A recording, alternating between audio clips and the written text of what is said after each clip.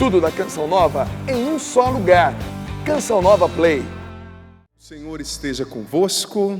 Ele está no meio de nós. Proclamação do Evangelho de Jesus Cristo segundo Lucas. Glória a vós, Senhor. Naquele tempo, disse Jesus aos seus discípulos: Ficai certos, se o dono da casa soubesse a hora que o ladrão iria chegar, ele não deixaria que arrombassem a sua casa. Vós também ficai preparados, porque o Filho do Homem vai chegar na hora em que menos o esperardes. Então Pedro disse: Senhor, tu contas esta parábola para nós ou para todos? E o Senhor respondeu: Quem é o administrador fiel e prudente, que o Senhor vai colocar à frente do pessoal da sua casa para dar comida a todos na hora certa?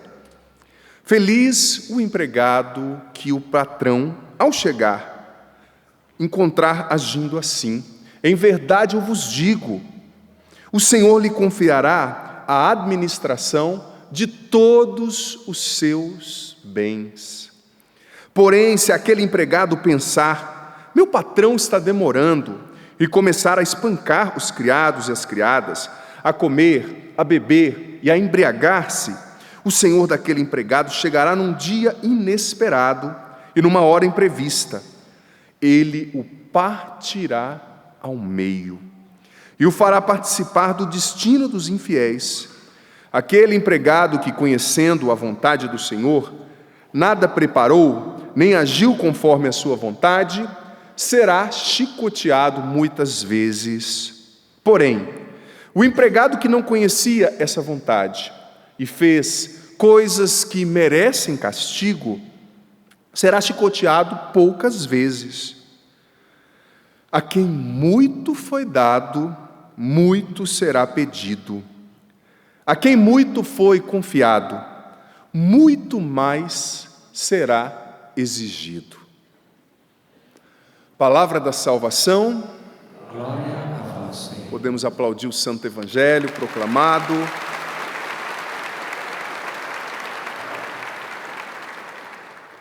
Você pode se sentar agora por um momento. Você já percebeu a pessoa que está do seu lado aí? Olha para essa pessoa. Que belezura, bênção de Deus. Você sabia que essa pessoa, esteja ela com um pó de arroz na cara ou não, ela foi criada à imagem e semelhança de Deus. Se todo mundo pensasse nisso, eu digo para você, filho, filha, as pessoas machucariam muito menos umas às outras. Se todo mundo compreendesse que nós somos criados à imagem e semelhança de Deus, e que o outro é um dom do amor de Deus, a gente pensaria muito bem antes de tratar alguém mal. Nós pensaríamos muito antes de ferir alguém, de roubar, de vilipendiar, não é verdade? Isso é muito importante. Pode trazer o ambão, por gentileza, isso? Pode vir.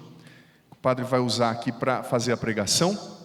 Meus irmãos, eu gosto demais, você aqui, você em casa, obrigado, do jeito como São Paulo expressa as coisas. Eu vou ler para você uma parte dessa primeira leitura. Você sabe, você aqui, você em casa, que o tempo da nossa missa está um pouco reduzido em virtude da propaganda eleitoral gratuita, que é peculiar a este tempo. Mas mesmo com um tempo um pouco menor, eu quero trazer esse ensinamento. O Evangelho é fantástico, óbvio, mas me chamou a atenção algo nessa primeira leitura, e eu quero discorrer sobre isso nesse primeiro momento, sabe? Porque São Paulo me chama muita atenção. Além de um grande apóstolo, além de um homem notável, foi por causa de São Paulo que nós, aqui no Ocidente, conhecemos Jesus, conhecemos a fé. São Paulo foi considerado a pessoa mais influente. Tem um livro, que o título é em inglês, que fala das pessoas consideradas, por estatísticas, pesquisas, mais influentes em todo o mundo. São Paulo foi considerada a pessoa mais influente desses últimos 2000 anos de história. Porque o que ele disse, que ele escreveu até hoje ecoa nos 4 cantos da terra. Mas, gente, me chama muita atenção, eu vou ler para vocês a primeira leitura. Irmãos, se ao menos soubesseis da graça que Deus me concedeu para realizar o seu plano ao vosso respeito, como por revelação tive conhecimento do mistério, ao ler-me podeis conhecer a percepção que eu tenho do mistério de Cristo. Esse mistério Deus nos revelou agora. Depois no versículo 7 ele diz: disso eu fui feito ministro pelo dom da graça que Deus me concedeu, no exercício do seu poder. Eu que sou o último recebi essa graça e anuncio o evangelho aos pagãos. Sabe o que me chama a atenção em Paulo? Ele tinha uma consciência muito clara de quem ele era, do que Deus o chamava a viver e do propósito que existia sobre a vida dele. Filho, filha, você aqui, você em casa, você sabe, você tem consciência de qual é o propósito de Deus sobre a tua vida? O que Deus já disse ao teu respeito? Você sabe me dizer? Se estivesse só eu e você aqui agora, se estivesse, dá licença aos cinegrafistas, a diretora, se estivesse só eu, como é o nome da senhora? Espera aí que você vai falar no microfone. Fátima. Vem de onde? Juiz de Fora. Juiz de Fora, é uma mineira meio carioca, né? Juiz de Fora, divisa com o Rio de Janeiro. Fátima, se estivéssemos só eu e a senhora aqui agora, eu olhando bem assim nos teus olhos, como sacerdote, como pai espiritual aqui, perguntasse para você sabe me dizer, Fátima, qual é o propósito de Deus sobre a tua vida? Você sabe me dizer qual é a missão que Deus criou você para realizar? O que você me diria, Fátima? Eu não vou nem colocar o microfone, que eu quero ouvir aqui, depois eu vou falar para o pessoal. O que você me diria? Sim. Bom, ela me disse aqui, santidade. Deus a criou para ser santa. Ó, muito bom, gostei. Parabéns. Já é um aspecto, né? Porque, veja bem, você aqui, você em casa. Obrigado, Fátima. Deus tem um propósito sobre a vida da gente. E existe algo que a gente chama na teologia de um propósito geral. Qual que é o chamado universal? A santidade. Deus nos chama a ser santos.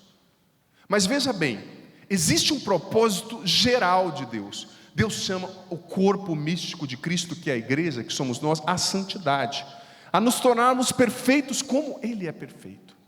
Mas filho, filha, existe um propósito de Deus pessoal sobre a tua vida. Ou você acha que você foi criado e criada só para ficar desfilando, que esse cabelão aí, ou com ausência de cabelo, né, alguns. Você acha que você foi criado só para acordar cedo? Você acha que você foi criado só para acordar cedo, trabalhar, voltar, dormir, comer, trabalhar, voltar, dormir, comer, e no domingo assistir lá o jogo do Corinthians, né? Você acha que esse é o propósito da sua vida? Não. Claro que tudo isso faz parte, mas filho, filha, o que me encanta em São Paulo é que ele tinha consciência. Deus me chamou daqui, Ele quer que eu esteja aqui e Ele quer que eu chegue lá. Quem não sabe aonde vai, não vai para lugar nenhum. Quem não sabe qual é o propósito de Deus sobre a própria vida, só anda para trás. O barco que sabe aonde vai, qualquer vento ajuda. Agora o barco que não tem direção fica rodando no mar até vir um tubarão e comer toda a tripulação, ou acabar a comida. É sério isso? Propósito. Existe um propósito de Deus sobre a tua vida. Claro, existe um propósito universal, mais uma vez eu digo, Deus nos chama a santidade. Nós temos uma essência. Qual que é a sua essência? Você foi criado por Deus. Você foi criado à imagem de Deus. Por isso que eu falei brincando no início, olha para a pessoa que está do seu lado, porque essa pessoa mesmo é um dom, é uma graça, é criatura de Deus, é fruto do amor de Deus. Você foi criado à imagem de Deus e com a missão de se tornar semelhança de Deus. O Papa Bento XVI disse na encíclica Deus Caritas Est, número 12, que Cristo é o amor encarnado de Deus e a gente se torna semelhança de Deus, não só imagem, quando a gente imita esse Cristo que é o amor encarnado na história, o amor divino encarnado na história. Mas existe um propósito sobre a tua vida. Filho, eu sou tão honesto em dizer que é tão duro para mim como sacerdote ver tantos jovens, às vezes com 18 anos, às vezes com 20, sem propósito na vida, Gente que acordou, parece que arrependido de não ter morrido na madrugada, sabe? Um despropósito. Gente, eu lancei há pouco tempo um livro que fala sobre a ansiedade, como controlar e vencer a ansiedade. 5 segredos para superar o mal do século. E esse livro eu escrevi depois que eu fui para o confessionário aqui na Canção Nova e Cachoeira Paulista, que eu fui transferido para cá, e eu comecei a perceber o tanto de jovem com transtorno de ansiedade. Quanto de jovem com depressão por causa da ansiedade. Quanto de jovem que tentou suicídio ou que está tentando por causa da ansiedade, por causa dos problemas emocionais. Claro, eu não estou julgando quem está vivendo isso. Só Deus sabe o que você que está vivendo isso está passando, um transtorno do pânico, não sei, uma depressão. Eu entendo você, eu acolho você com carinho. Mas filho, filha, eu digo para você, quando você descobre o propósito de Deus sobre a tua vida, quando você assume esse propósito, tudo se torna mais fácil e você tem força para lutar. Como dizia Viktor Frankl, o pai da logoterapia, quem tem um porquê, enfrenta qualquer como. Quem tem um sentido, um propósito, enfrenta qualquer dificuldade, qualquer. Agora, você sabe qual é o propósito de Deus para a sua vida? O propósito de Deus para a sua vida não é somente que você fique rico, não é somente que você... tem gente que fala assim, eu quero tanto que Deus me abençoe. Por quê? Para eu ficar rico, para eu esfregar na cara dos meus irmãos, agora eu tenho dinheiro. Mas vai abençoar você mesmo, banana para você. Tem gente que pede cada coisa para Deus, que se eu fosse Deus, eu só olharia e falaria, isso aí, você não entendeu nada, né? Não entendeu nada. A gente descobre o propósito de Deus sobre a nossa vida quando a gente aprende a ouvir a voz de Deus. São Paulo tinha essa segurança para falar quem ele era, o que Deus chamava ele a ser, porque ele ouvia Deus, porque ele cultivava a intimidade com Deus, ele buscava estar na presença de Deus. Porque veja bem, filho, filha, às vezes nós ouvimos tantas vozes que só nos confundem. Às vezes nós construímos a nossa vida pautado nas opiniões das pessoas. A gente escuta o que todo mundo diz ao nosso respeito, mas muitas vezes a gente não tem a sensibilidade de escutar o que Deus diz ao nosso respeito. Você escuta o padeiro, escuta lá as fofoqueiras de plantão que sempre tem, claro que não aqui nessa missa, nem nos assistindo, em algum lugar do Brasil tem, a pessoa que quando morrer um caixão para ela, outro para a língua, né? Coça a língua, né? Padre, sabe que a pessoa já chega assim, sabe o que é, padre? Eu não gosto de falar da vida dos outros, né? Mas é assim, né? É que nem as pessoas que mandam mensagem às vezes para mim, padre, eu sei que o senhor não tem tempo, aí escreve 5 páginas lá no Instagram, eu falo, você sabe, né? Às vezes você escuta o fofoqueiro, escuta, mas não escuta Deus. Tem um propósito de Deus sobre a tua vida, filho. Quando você escuta isso, todos os problemas se tornam pequenos, porque você descobre o seu porquê. Você descobre o porquê você foi criado. E veja bem, é claro que o propósito está perpassado naquilo que você já é. Você que é pai, claro que Deus te quer como pai. Você que é mãe, você que é padre. Mas dentro da tua missão específica, existe um jeito, um modus operandi, como a gente diz na linguagem científica, através do qual Deus quer que você realize o que você precisa realizar. Deus tem um propósito sobre a tua vida. Você precisa escutar Deus.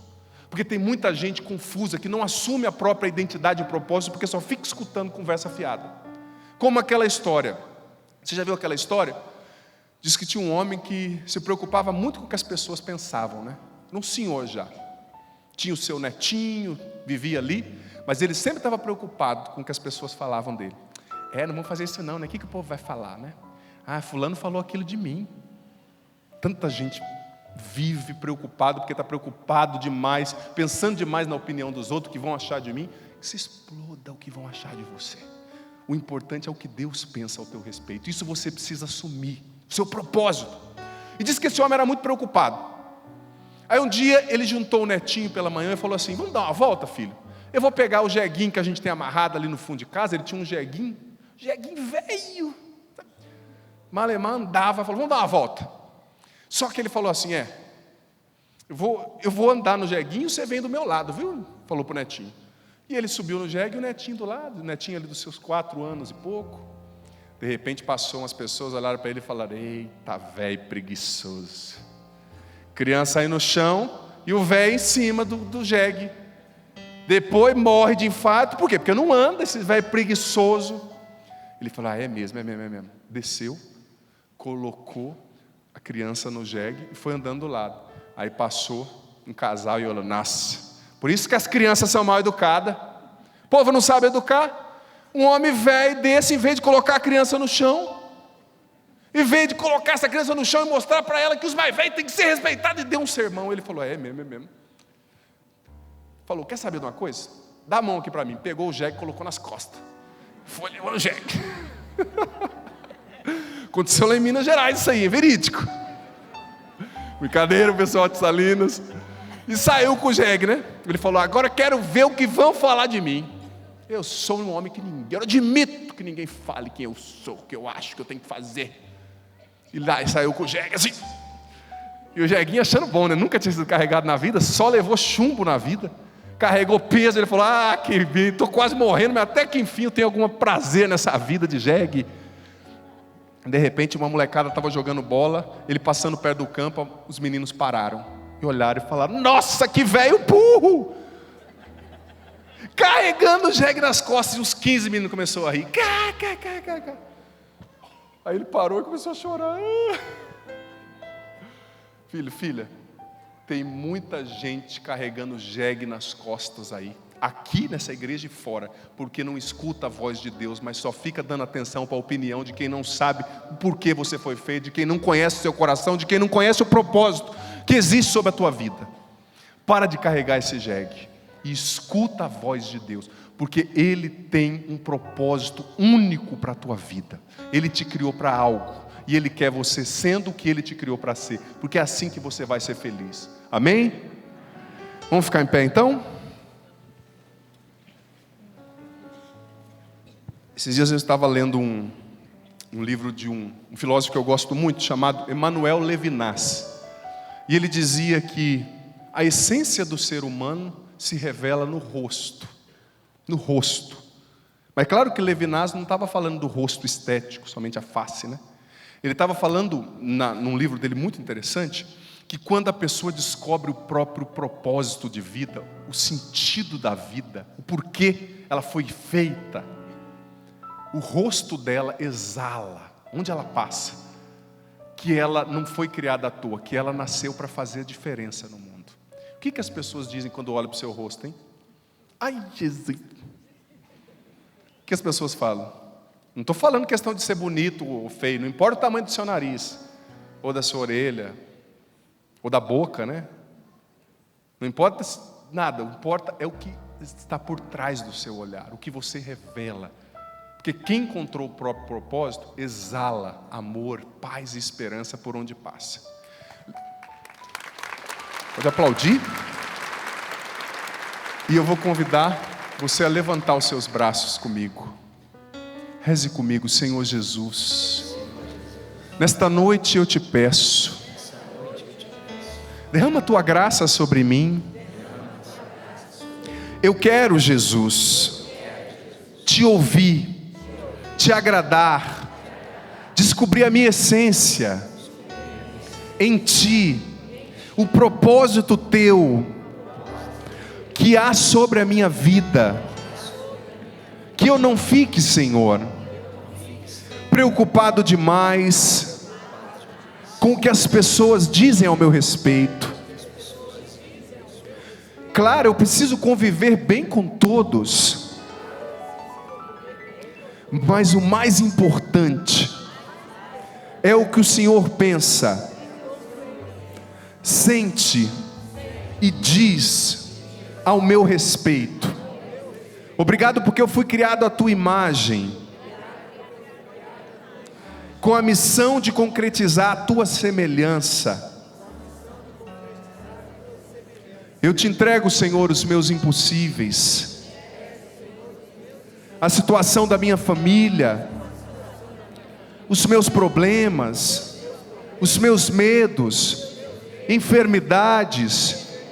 Jesus, derrama sobre mim o teu Espírito Santo, curando-me profundamente, me libertando do mal, da tristeza, da ansiedade, da depressão, do desespero, fortalece a minha fé, revela-me o meu propósito.